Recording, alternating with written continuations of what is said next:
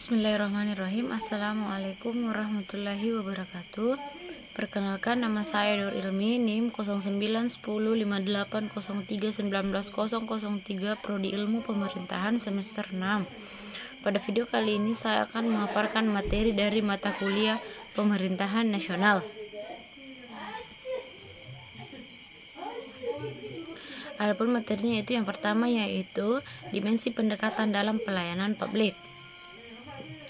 Dimensi dan pendekatan dalam pelayanan publik terdapat dalam Undang-Undang Nomor 25 Tahun 2009. Pelayanan publik adalah kegiatan dalam rangka pemenuhan kebutuhan pelayanan sesuai dengan peraturan perundang-undangan bagi setiap warga negara dan penduduk atas barang, jasa, dan atau pelayanan administratif yang disediakan oleh penyelenggara pelayanan publik.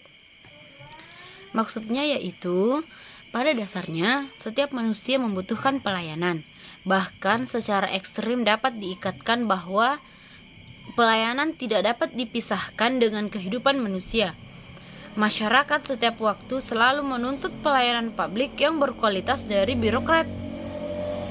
Meskipun tuntutan sering tidak sesuai dengan harapan, karena secara empiris pelayanan publik yang terjadi selama ini masih berserakan berbelit-belit, lambat, mahal, dan melelahkan. Kecenderungan seperti itu terjadi karena masyarakat masih diposisikan sebagai pihak yang melayani, bukan yang dilayani. Reformasi pelayanan publik dengan mengembalikan dan mendudukan pelayanan dan yang dilayani ke pengertian sesungguhnya. Pelayanan yang seharusnya ditujukan pada masyarakat umum kadang dibalik menjadi pelayanan masyarakat terhadap negara.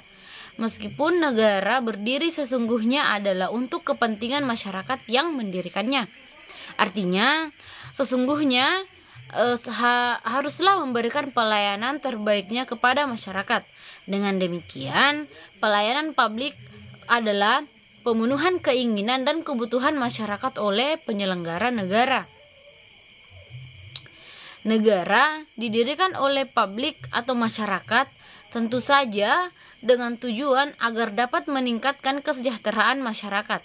Pada hakikatnya, negara dalam hal ini pemerintah birokrat haruslah dapat memenuhi kebutuhan masyarakat. Materi selanjutnya yaitu pendekatan dikotomi politik dan administrasi oleh Wilson. Yang pertama yaitu pendekatan politik. Maksud dari pendekatan politik ini memiliki keterkaitan dalam representasi yang mengarah dalam mempertimbangkan tenaga kerja sektor publik dengan cara yang sangat berbeda daripada pendekatan manajerial. Dalam menekankan 3 faktor, pendekatan politik dalam organisasi publik menyatakan bahwa penetapan doktrin organisasi dengan penekanan pada mekanisme struktural. Kurangnya pemahaman dalam sistem konstitusi, perilaku institusional, dan taktis dan strategi menggunakan struktur organisasi sebagai instrumen politik, posisi, dan kekuasaan.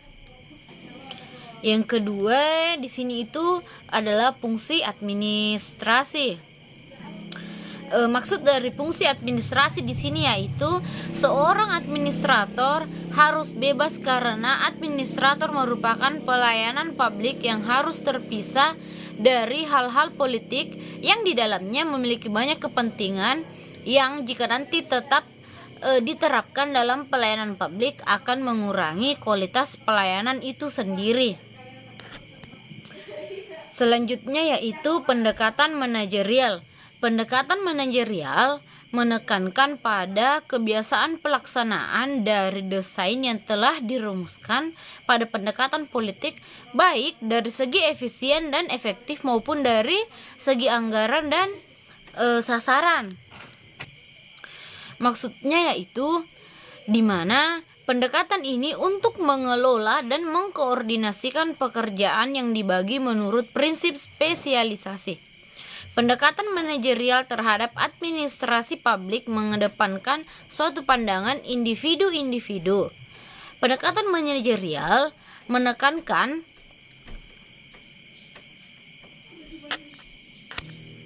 Pendekatan manajerial menekankan suatu metode saintifik dalam pembangunan pengembangan pengetahuan. Dalam prakteknya, pembahasan administrasi publik sebagai suatu ilmu pengetahuan telah memajukan suatu upaya pengembangan generalisasi tentang perilaku administrasi dan juga komitmen pendekatan manajerial terhadap nilai-nilai efisiensi, ekonomi, efektivitas, dan ilmu pengetahuan membawanya pada sistem anggaran yang rasional yang lebih diinginkan sebagai sistem yang menekankan pada kebutuhan untuk membangun pertimbangan efektivitas biaya dalam formulasi anggaran. Yang selanjutnya yaitu pendekatan legal. Pendekatan hukum menekankan pada prosedur yang sesuai dengan proses, hak-hak substantif yang sesungguhnya, dan keadilan yang memperhatikan individu sebagai seseorang yang unik dalam berbagai keadaan yang spesifik. Pendekatan ini merupakan keberlanjutan yang sinergitas atas dua pendekatan sebelumnya, yakni pendekatan politik dan manajerial.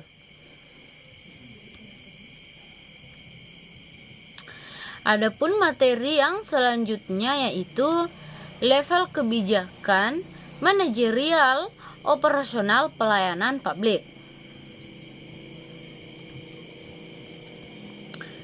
Di sini terbagi dua, di mana yaitu polisi diartikan sebagai sebuah rencana kegiatan atau pernyataan mengenai tujuan-tujuan yang diajukan atau diadopsi oleh suatu pemerintahan, partai politik, dan lain-lain.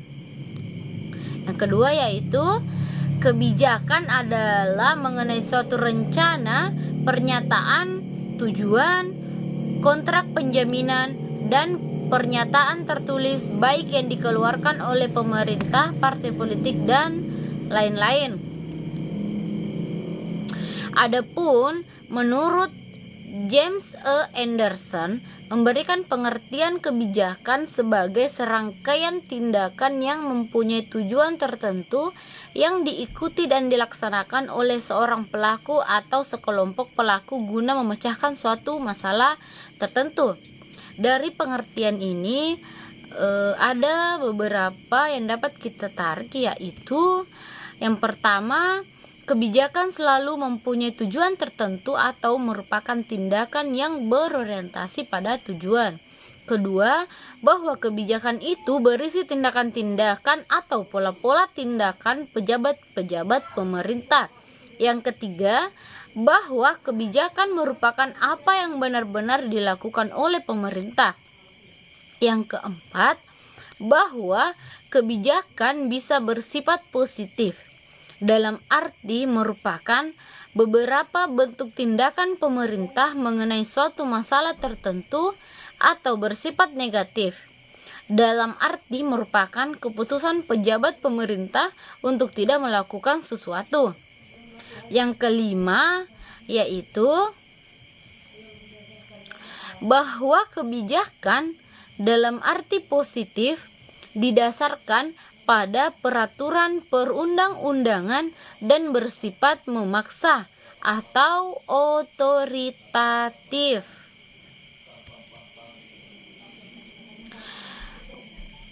Mungkin cukup sekian hasil pemaparan dari saya. Apabila ada salah kata, mohon dimaafkan. Wabillahi taufiq wal hidayah. Wassalamualaikum warahmatullahi wabarakatuh.